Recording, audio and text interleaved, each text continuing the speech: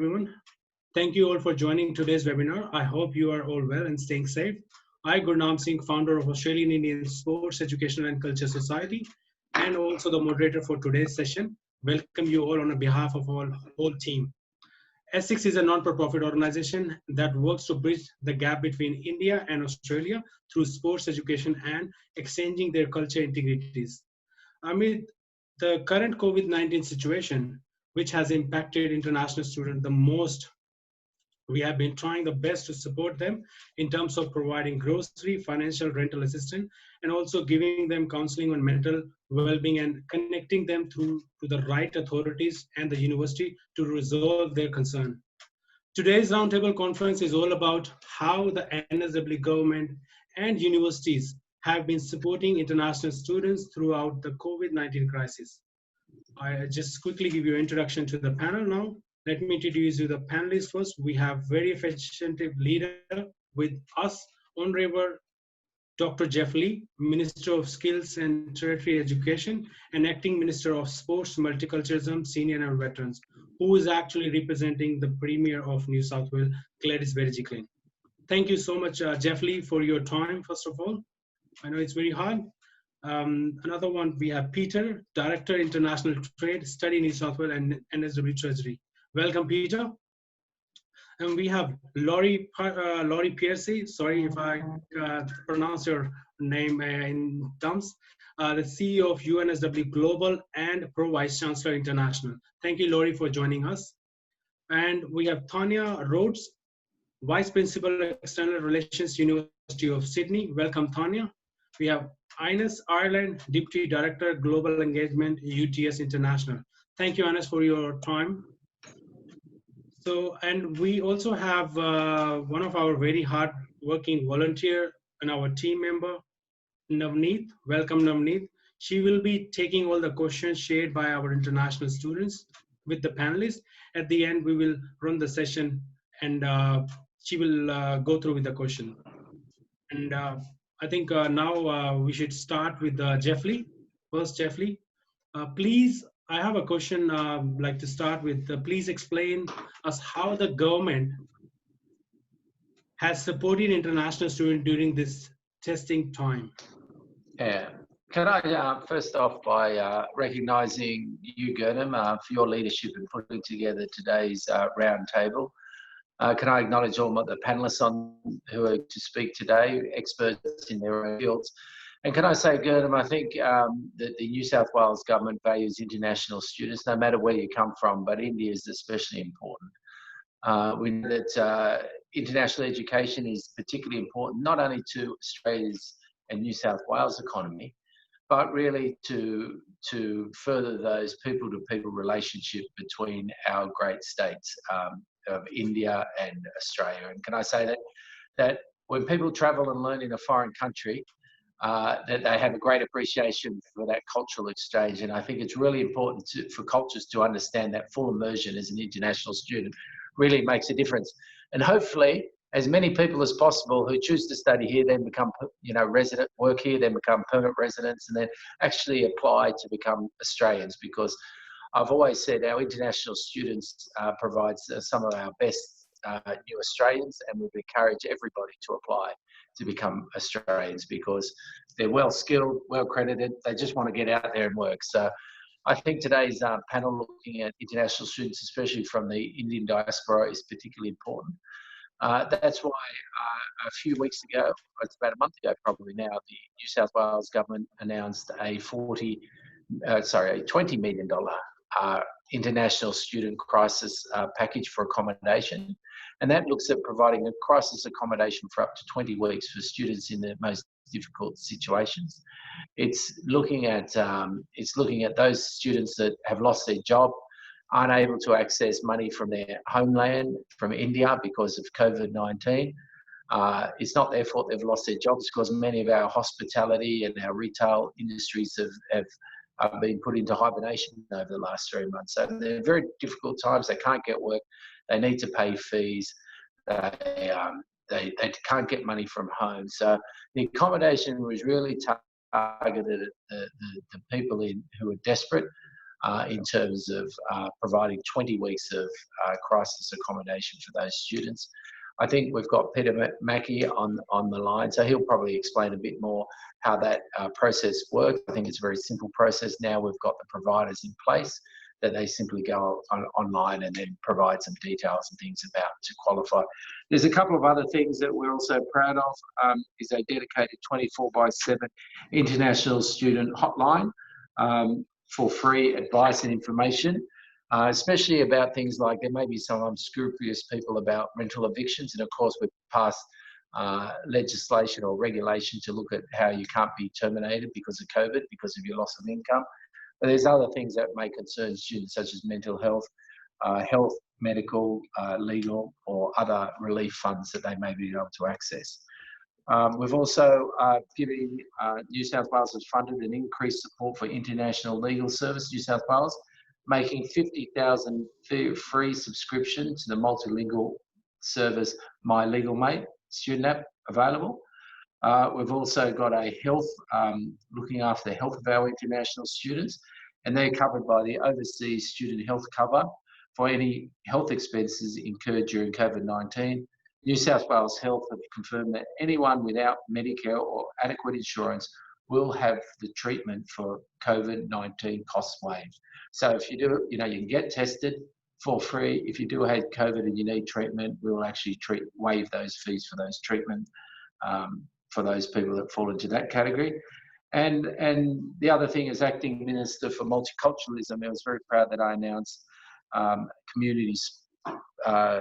community support grants providing $6 million for multicultural communities, and that includes some to help students. That's to help the not-for-profits service temporary visa holders, which international students would fit into that category in terms of things like advice and support services and counselling and referral services, and support those non-government agencies that provide essential service, as well as we just released last week or the week before $600,000 catering for community organisations that were providing free food. So when I was out and about, we saw many smaller organisations just through volunteers and donations actually providing food packages and meals to students. The vast majority were international students. And so what we did is we put together a $600,000 fund, and that provided 120 organisations with $5,000 in emergency relief. And that was simply just to buy food so that they could actually distribute within the community for the volunteers that work so hard. Did that answer your question, Gernam? Yes, thank you. I think there's a brief description, and we didn't know that. So to be very honest, we're supporting international students. One more question I need to ask you, that how the government, NSW government, is planning to attract more international students in future as compared to the other state in NSW? That's a great point. Peter Mackey will be able to, who looks after Study New South Wales, and that's the New South Wales government agency that looks at promoting and looking after the welfare of our international students. But I'm certainly working very closely with our Deputy Premier, who has that portfolio. And I think, to be honest, what we need to do is certainly look after the students here, number one. The second thing is when we come into the recovery phase, and come out of this, we need to put stronger emphasis on our Study New South Wales to actually be able to market and promote the good things that New South Wales have over the other states. So I think it's fair enough to say, I would suggest to you that the budgets of Queensland, Victoria are much more significant than Study New South Wales at the moment, but certainly I'm lobbying very hard to Treasurer and Deputy Premier to increase those budgets so that we actually provide a continuous pathway for students to come to New South Wales. It's a situation that I'm sure we're all very aware of in the government, and we want to do better in the future.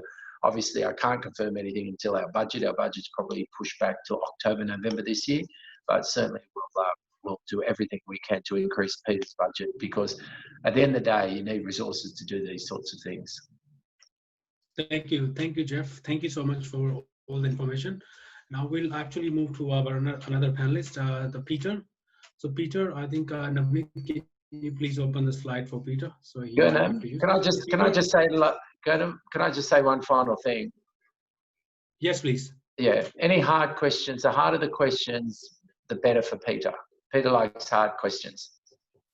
All right. So I think Navneet, maybe you also can ask the question directly to Peter, because I think Peter is also answering the question for international student, and I think I know him for quite long, so he know how to answer, and he's very good in same like you, Jeffrey, and it's very easy for you to answer any hard question to you, Jeffrey, as well. I know that this is your area.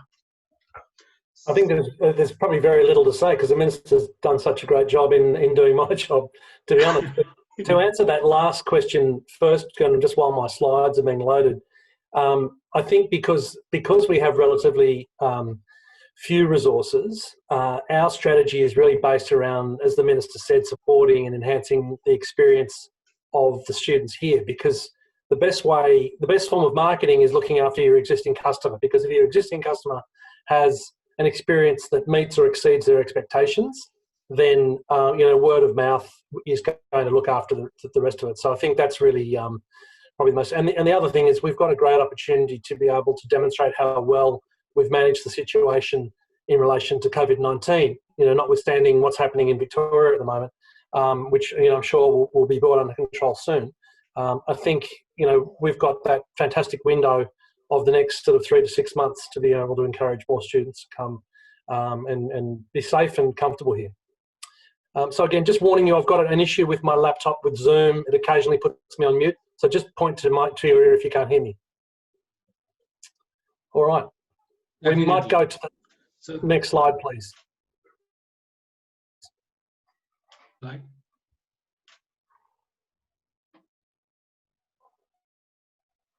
Navneet, can we go for next slide? Sorry, are they not visible at the moment? Yes, but you need to click the next one, number 2. Yeah, I'm on number 2. Are we seeing on the screen is the only first blue side? That's okay. I can talk through those as we go. So the first slide's really just giving a little bit of background to Study New South Wales. We were set up in 2014. We have a relatively small team, but as I said, our strategy is really based around supporting and enhancing the student.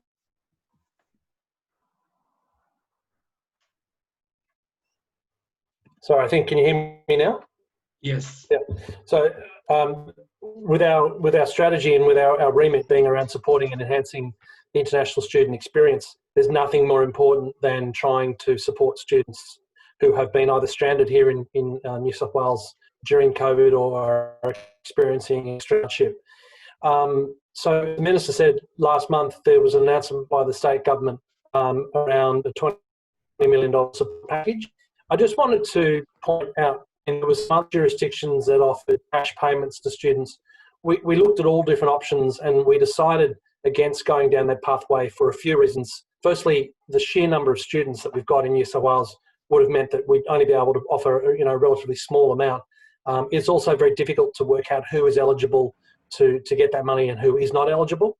And really a decision after having spoken to our international student legal service that the Minister referred to, they were letting us know about a lot of students, despite the laws, who were being illegally evicted or because of hardship were forced to go into overcrowded accommodation, which was obviously a health risk to themselves and to the community. So the decision was made to support the crisis accommodation scheme as the primary element of that package. And that was stood up about 2 weeks ago. And I'll go through what the eligibility criteria is in a moment if we can get those slides going. What we'd really like your help with, Gurnam, is getting the word out. We've only had about 700 to 800 applications for that. And we want to be housing thousands of students.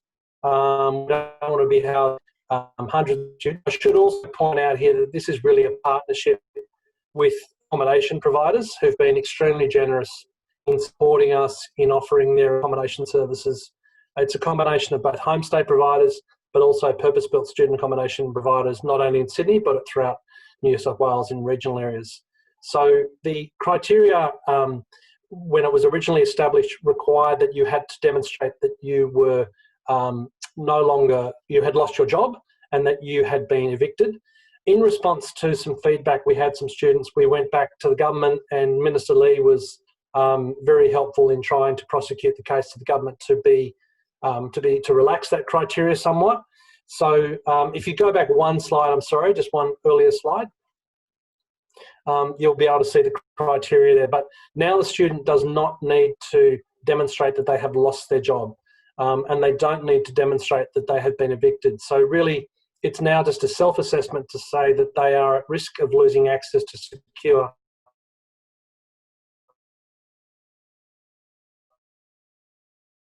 or a loss in hours of work. So that evidence is no longer required, and we hope that'll make it much more easier for students to apply. Yeah, sorry, Gunnar. Yeah, is it any international student in Australia, in NSW can apply, or it has to be universities? Can it be a college student as well? No, there's no distinction made. So any student who has who's got a student visa or even on a bridging visa, the visa categories are spelt out online. It doesn't matter whether you're studying at a university or private higher education provider, English language college. We're also able to support students who have secondary visa holders with them as dependents. So, for example, last week we placed a family with a young child, a little baby that was a couple of months old. So each of our different accommodation providers are able to offer different styles of accommodation to meet the needs of individual students. On that page you're seeing now there, it also, in addition to the accommodation, as the Minister pointed out, we put additional support services into our free legal service. So we've got an extra solicitor for 6 months. We're also, students are able to download the My Legal Mate app for free, 50,000 downloads available there. And as the Minister said, we've got a dedicated 24/7 hotline for students to be able to log on and access to understand more about the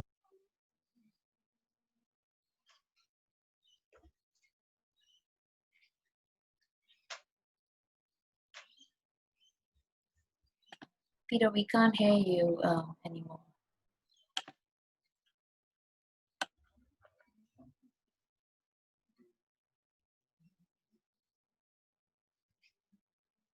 No. How about now? Can you hear me? Yes, better. Sorry. Where did I cut off, Gunnar? Yes, we can hear you now. Yeah, I was just wondering where I got to when. If you can go to the previous slide, slide 3. Yeah. I think. Navneet, can we go slide 3, please? If you can exit the screen and go back again.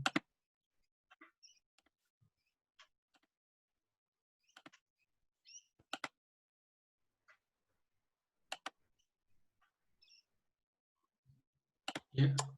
Thank you. Natalie's just told me where I was up to.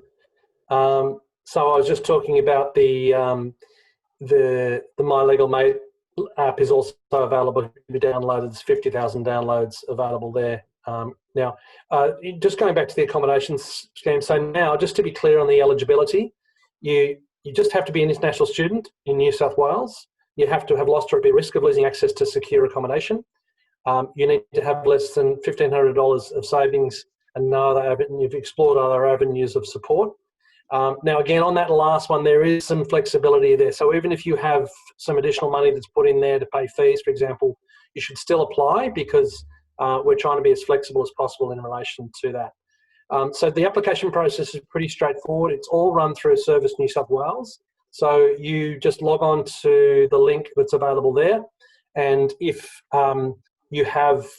if you don't have a My Service New South Wales account, you can set one up, and you just have to have that documentation that's available there. The last one there, the letter of support, there is a template which we provided to students and we've emailed to all. We've sent out to all accommodation providers, all education institutions across New South Wales. So it would encourage them to be able to provide that letter of support to students.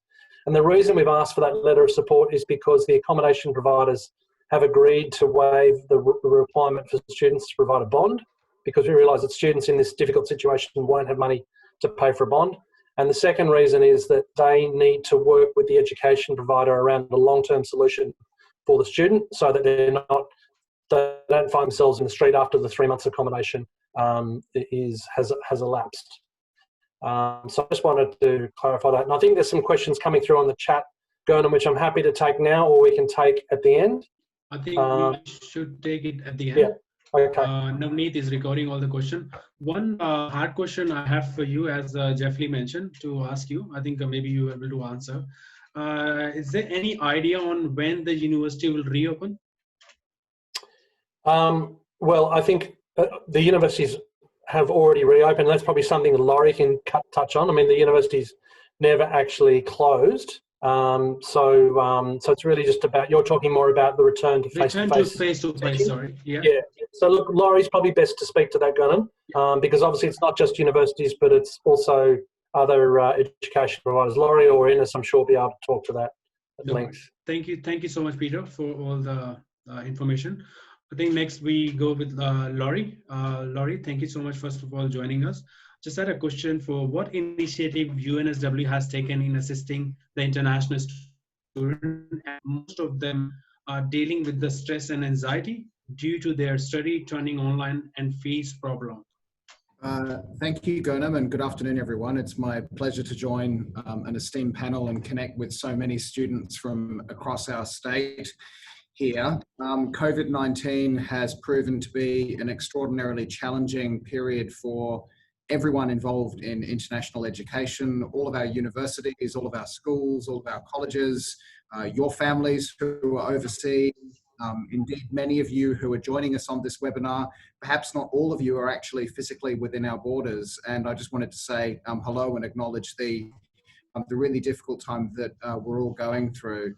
From the very beginning, and it's worth noting that UNSW, we actually had a student who was tested positive for COVID-19 way back when on the 27th of January, which seems like a long time ago now. But we have been really clear in our commitment to ensuring that we provide a safe, welcoming and inclusive community for all of our students, irrespective of where they come from, and the support that we provide across the UNSW family. If you're a languages student, a foundation studies student, diploma, right through to undergraduate, postgraduate and PhD, you're part of one of the world's largest communities of international students, and I hope that we're doing everything that we possibly can to support you. Probably back in, it would have been in early April, we announced the first round of hardship funds to support international students. Indeed, our hardship fund is available to all students who may be experiencing hardship as a result of COVID-19. And I can advise you this afternoon that we have another round of emergency financial support available for students, which consist of emergency support grants of up to $2,000 and emergency e-vouchers that are worth $200. We have an application process for the current term, and applications close in less than 3 weeks from now, which close on Monday, the 20th of July at 5 o'clock p.m. And we hope to have those applications, the outcomes released between the 22nd and the 31st of July. So hopefully a pretty good turnaround in terms of when it is that we will be receiving your application and when it is that we will be notifying you of an outcome. I know that there's been some questions this afternoon around post-study work rights for international students, and I acknowledge that this is an ongoing issue of many concern to our students who are currently overseas and engaging with our programs online. Across the Australian higher education sector, we continue to talk to the Department of Home Affairs and other agencies in the federal government, and we're certainly hopeful that the government is listening to us and that the government will be able to provide international students with the clarity that they need in relation to post-study work rights eligibility if you are studying with us online.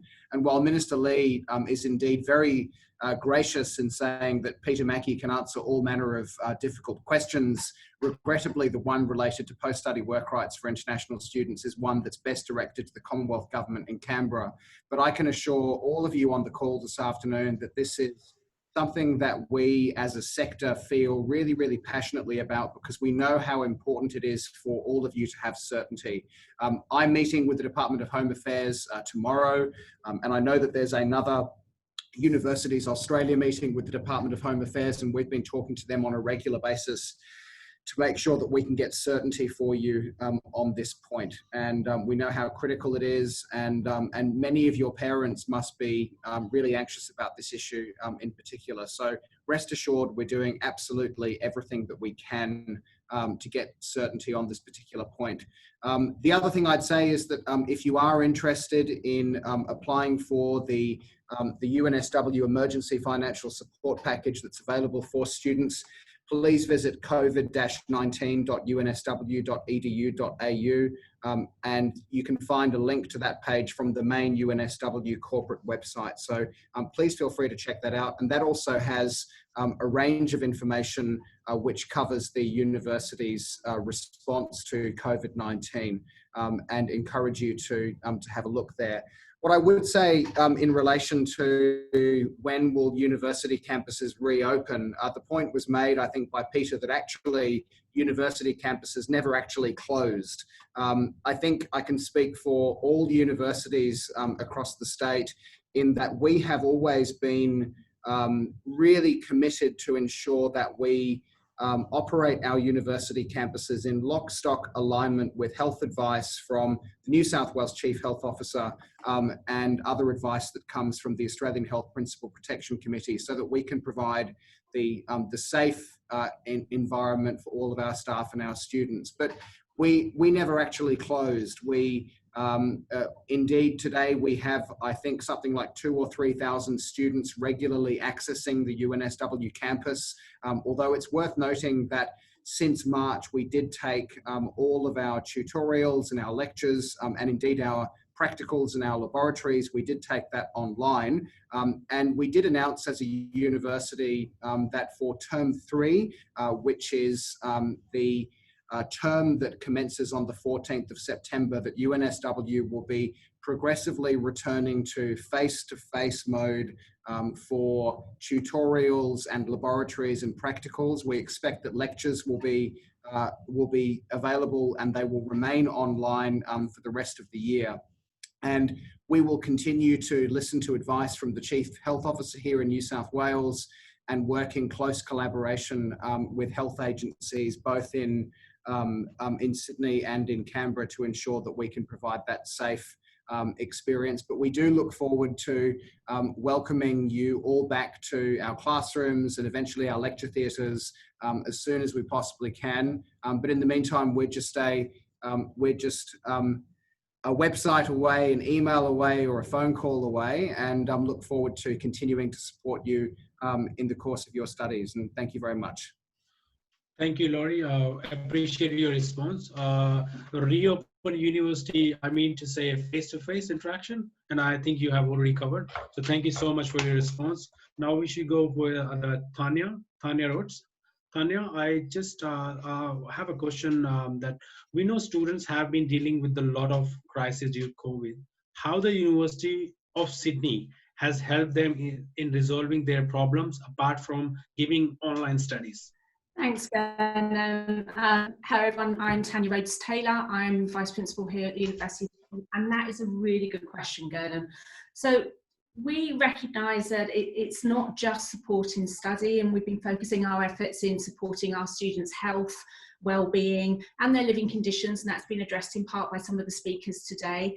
Also trying to ensure that our students retain that sense of community, that connection to the university, the connection to their peers. You know, the students that, our international students that are studying with us, didn't choose to study with us so that they could study in their bedroom. It's not a situation that any of us would have wanted. So we've tried really hard to develop and build those communities, both for our international students that are in Sydney and the several thousand international students we have that are studying with us from their home country.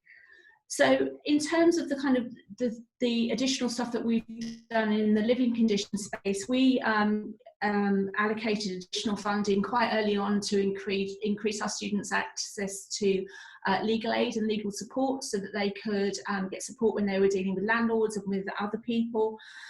In terms of their study, we developed peer-to-peer platforms, enhanced online learning centre programmes, enhanced online academic support that's available 24/7, and things like Coffee in the Cloud, where our students could meet with peer learning advisors and join in with study groups, again trying to keep that sense of connection with their peers so that they don't feel isolated and don't feel alone, but also get the level of support that they need to continue their studies, especially when you go from studying face-to-face to try and do that online. That's not an easy transition, and we recognise that, so we've tried really hard to support in that space.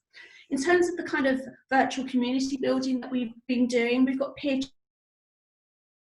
chat groups and platforms. We've really ramped up the student news that we're doing and communicating with students much more often than we had to, and we will continue with that. The feedback we've had from that has been excellent. And we've given additional university level support in that space, and both faculty support. We've enhanced our counselling and psychological services, and we've made this remotely accessible. So if you are studying by yourself, or if you're feeling stressed or depressed in this time, we have counsellors available 24/7, and the feedback that we've had from our students to that service and that level of support has been remarkable. And we've done a range of preventative wellbeing activities. We don't just want to catch you when you're feeling down, we want to make sure that you don't get there. So we have peer sessions on coping with stress, with exams and confidence building, and video blogs and student community hubs. So there's an awful lot of activity. So it's not just the study that went online. We try to put the whole student experience online for this period. So other things that we're doing as well. So we actually changed our semester 2 date. We pushed it back for a couple of weeks until August the 24th to give our students a break, because it's hard. You know, it's hard for international students to make this transition, and we wanted to give them a proper break between semesters.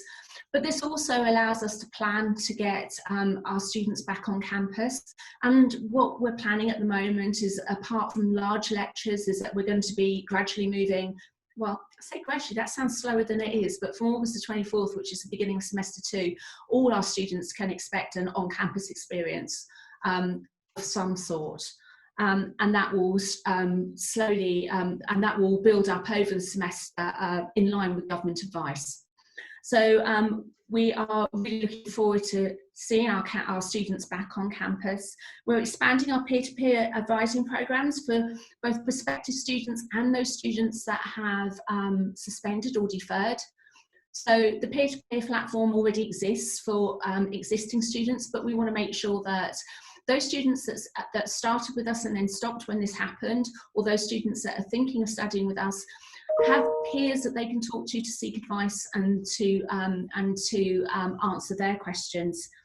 And we've tried to do a very personalised approach to how we are interacting with our international students. So, for example, we did a 15-day Stay Well campaign where we personally telephoned over 5,000 of our international students just to see how they were doing, whether they needed help, where they needed additional support.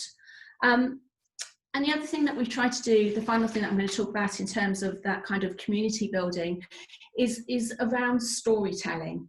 So storytelling is very important in trying to build a sense of community and build a sense of support, and to reduce those feelings of isolation and stress. And so we've run a campaign called UCID Online. And the UCID Online campaign takes our students' stories and tells those across social media so that they can talk to each other, support each other, and people can understand that actually what they're experiencing is the same as others, but they can take our students' good ideas and those remarkable stories and apply them to themselves. So there's an awful lot happening in that space.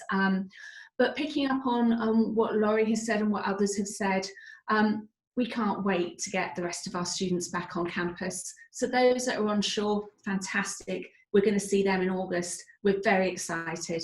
But those that started with us and then are unfortunately not able to be with us at the moment, we can't wait for them to be repatriated, for them to come back and take their studies with us. We're very excited about the prospect of that, and very grateful to the work that Peter and the Minister is doing in that space and trying to help us make that happen.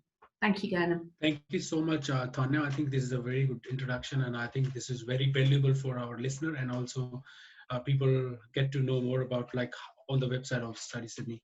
So now we move with our next panelist. Our next panelist from UTS, Ines.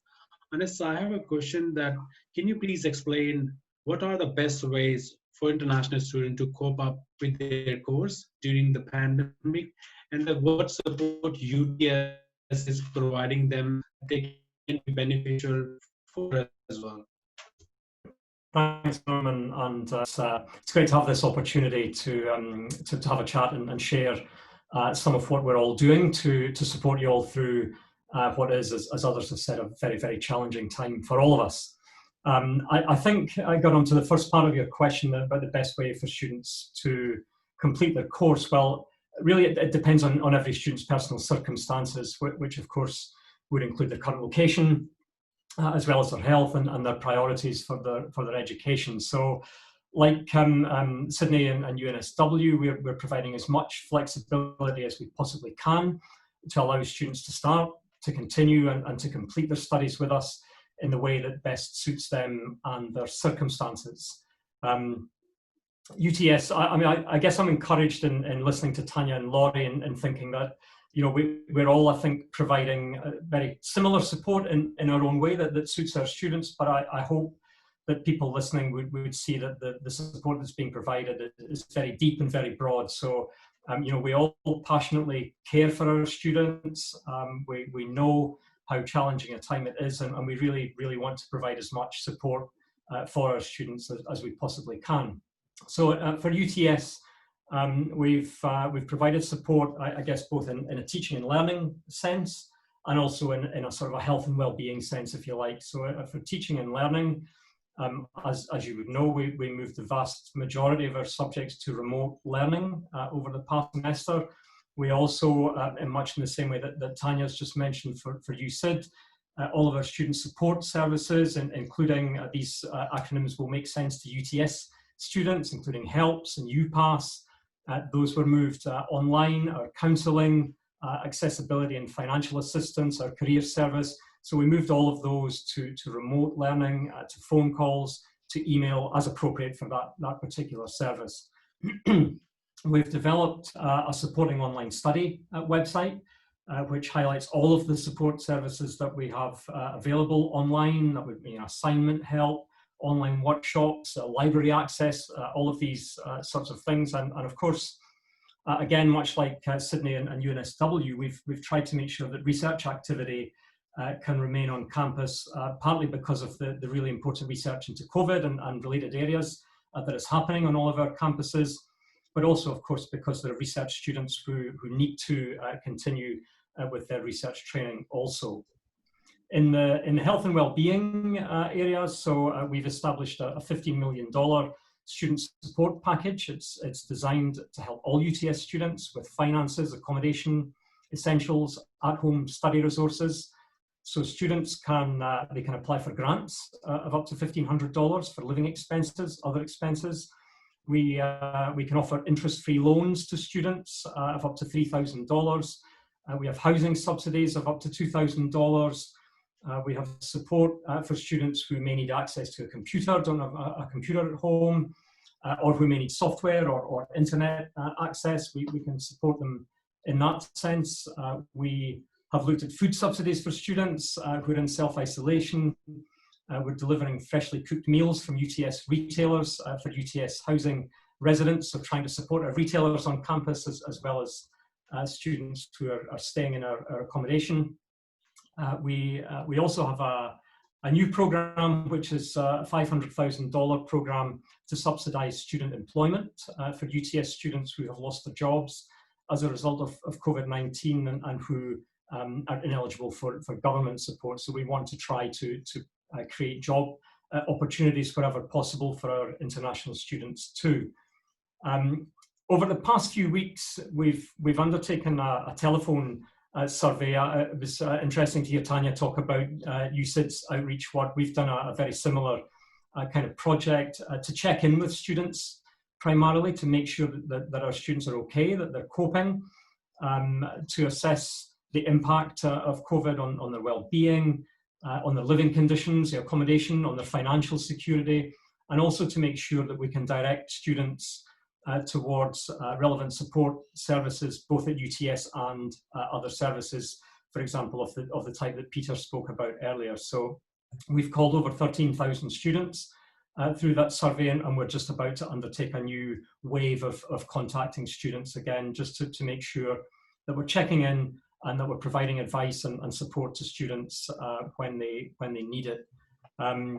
We're also providing an extension of time for continuing students to pay their fees if they are experiencing financial hardship. So that is a possibility also for any of our students.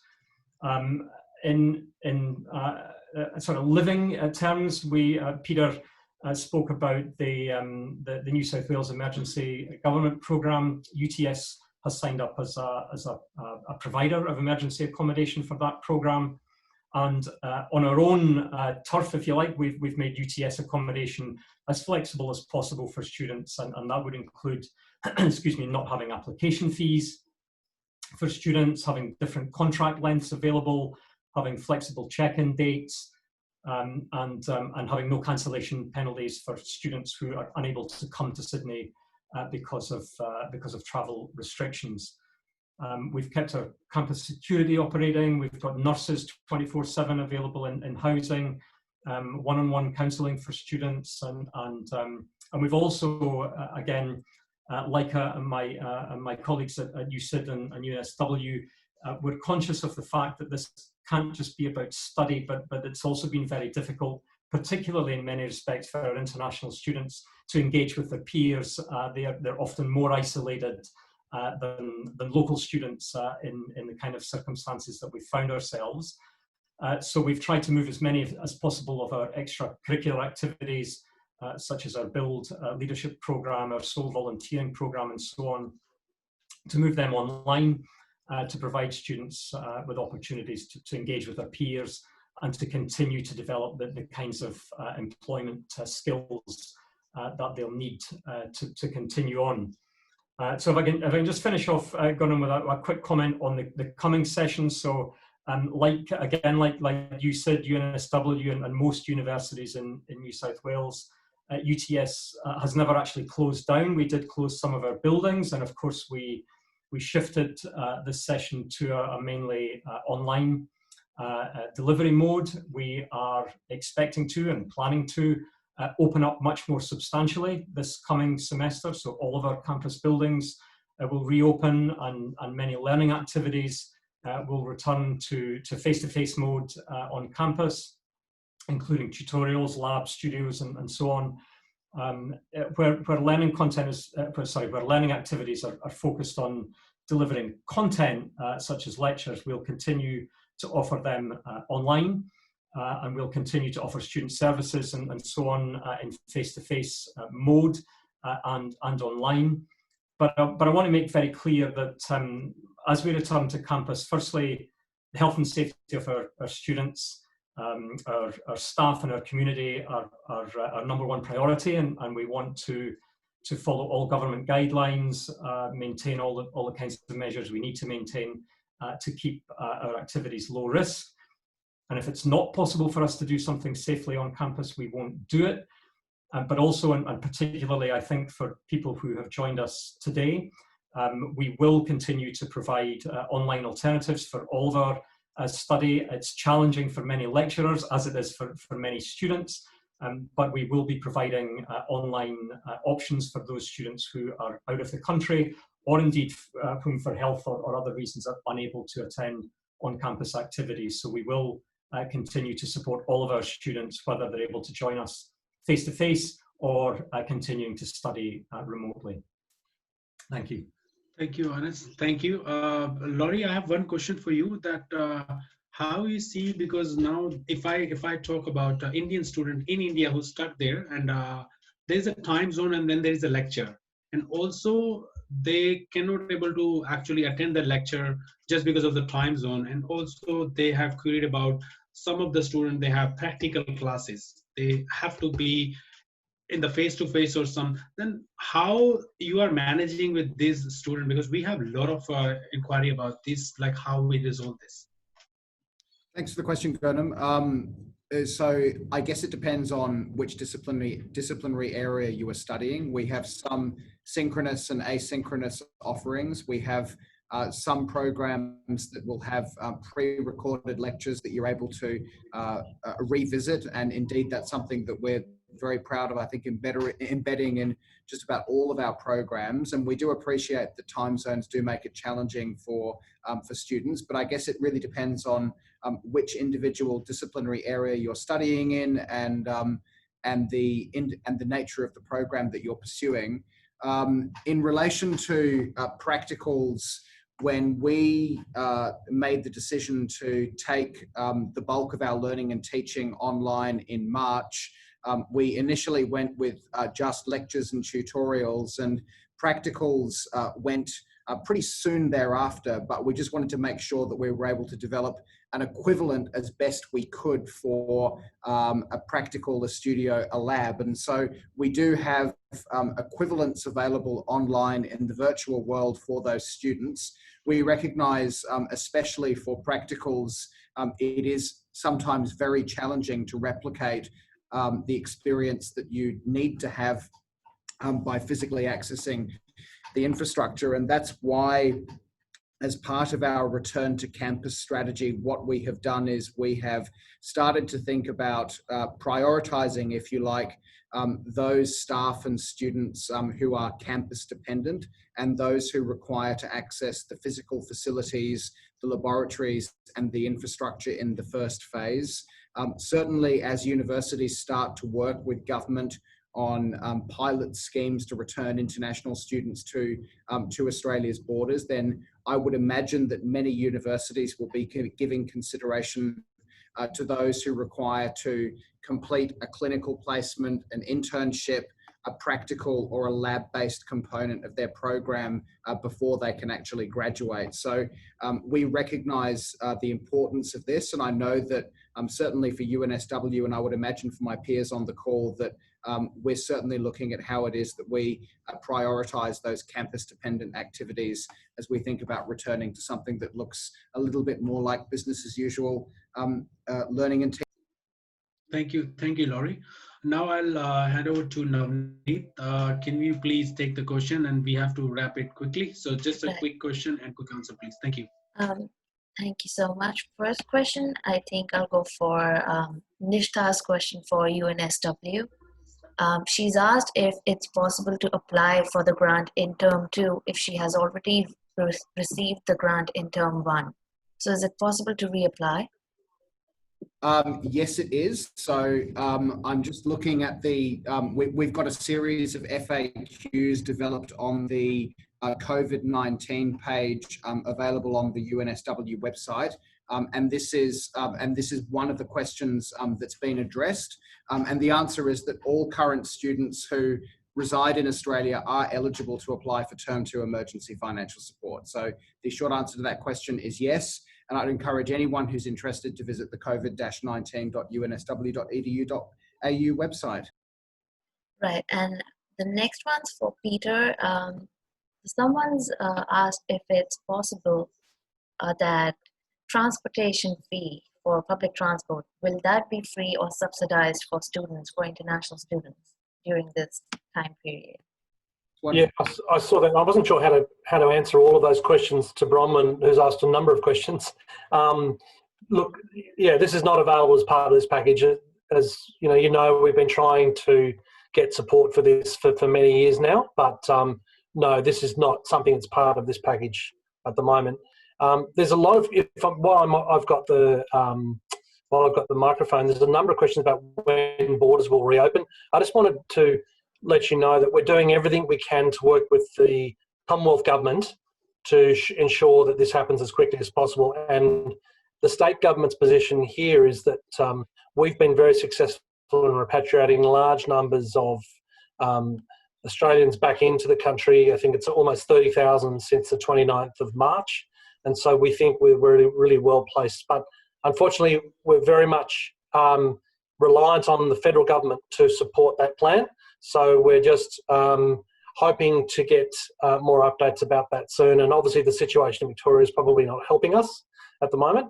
But we'll, you know, we're hopeful that we'll have some more updates about that soon. Great. So I think the last one would be from Priyanka. She hasn't mentioned what university she got into, but apparently she's in India and she's got an offer and she's unable to come here. So the term has been deferred for the moment. So she's asking, when do you think international students who are there and have got an offer, when do you think they will be able to come here and start with their courses? I just answered that in the messages, which was repeating what Peter said, that Great, yeah. You know, we know that the state government is really keen on our international students returning, and we know that they're working really hard with the Commonwealth government. But we just need to wait for the good news, and that's what we're hoping for. And I had a question on email. I got an email and someone asked me if international students underload, will that affect their status as a full-time student, and will that affect their visa?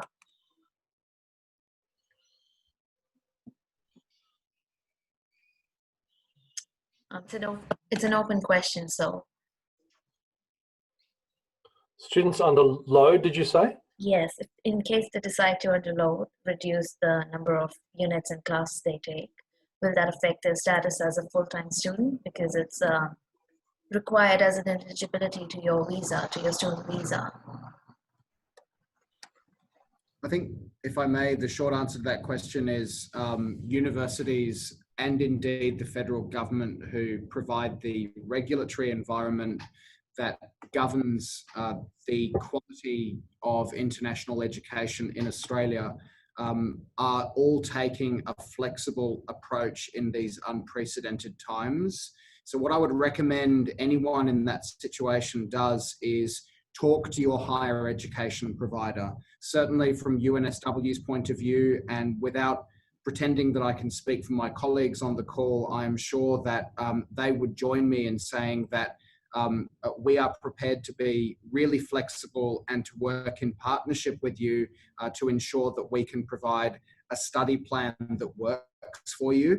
Certainly at UNSW, we pride ourselves on having a flexible academic calendar in the best of times, and we're certainly looking now at how we can utilize that to ensure that we can deliver students an even more flexible approach during these difficult times. So I just encourage anyone in this situation to talk to your university.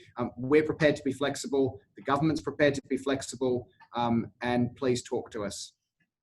Great, thank you so much, and I'll hand it back over to Gurnam. Thank you, Laurie. Thank you for all your answer. So it's look like we have covered all the questions. So with today's session, I would encourage all the international students to stay calm and positive, as this is just a small phase, and our government and the universities are doing everything in the best way to support you. And guys, this webinar is important for all the international students, because we want to show that all universities and the government and the Peter and the NSW Treasury, they are over here with you to support you and guide you, because some students getting information from somewhere, but they're not actually sure for something. So this maybe the informative session can help them to understand how and who they can talk to and support. And thank you so much, Peter and Study New South Wales, for always helping us out to host this kind of webinar. And I believe Jeffrey is still here. If he's listening, if he wants to add up anything, I only can see his smile face. And I think, yes, he's here. No, that's good. I just want to thank you and recognise your organisation for putting on together today's webinar and panellists, and thank all the panellists for their informed views, and say to all our international students, please let us know Peter Mackey's online that looks after those details, but all the universities are doing their very best at the moment. I congratulate all the universities, but welcome any international students to our place, Australia, which in New South Wales, which is the safest place and probably the best place to be during this COVID-19 pandemic. 100%. Best state is in Australia is NSW, I guess. We live in NSW. Peter, anything to add up? Any panelists? Only that I'd like you to, if you could distribute the links to the application forms, Gurnham, and it will clarify a lot of the questions that were asked today after this. Definitely, I will do that, and also share that link to all our database. Thank Laurie? you. Anything you want to add, Laurie? No, I just wanted to thank Gurnham and your team for organising today, and thank everyone for joining what I hope has been a useful discussion. And take care of yourselves, and thank you very much. We're here for you. Thank you, Laurie. Tanya? No, I'd just like to echo what everyone else has said, really. Thank you. Thank you. Ines? Yeah, likewise. I'd just say also that any students who have any UTS students who have questions should contact Student Services, contact the right place. We're there to help, as Laurie and Tanya have both said as well. You know, our students are very, very important to us, and we want to support them properly. And so any specific questions students have, they should contact us, and we'll work with them to try to resolve any issues and support them as best we possibly can. Thank you. So thank you so much, everyone, for all your time, and I really appreciate your effort and whatever you're doing, and looking forward to seeing you again. Thank you, Peter. Thank you, Thanks, Tanya. Gurnham. Thank you, Laurie. Thank you, Anas. Thank you, you, Jeff. everyone, and thank you to the attendees for joining us today. Yeah. Thank you, guys. Bye. Bye-bye.